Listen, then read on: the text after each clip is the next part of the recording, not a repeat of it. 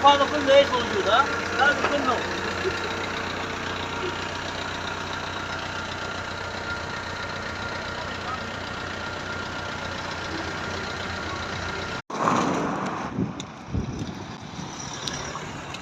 Ainda não morri.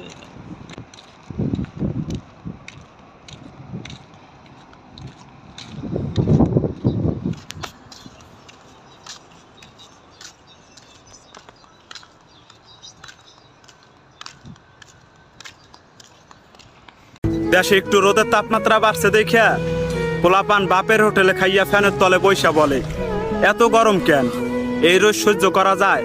তাহলে তোমরা এই রোদের কথা কি বলবা? এই কঠিন রোদের মধ্যে প্রবাসী ভাইয়েরা কাজ করতেছে, এটাই বাস্তব জীবন। একবার বাপের হোটেল থেকে বেরিয়ে আসো, পরে দেখো জীবন কতটা ভয়ানক। বাপের হোটেলে বৈশা বৈশা লেকচার না মাইরা বাস্তব জীবনে আসো, নিজের স্বপ্ন পূরণ করো।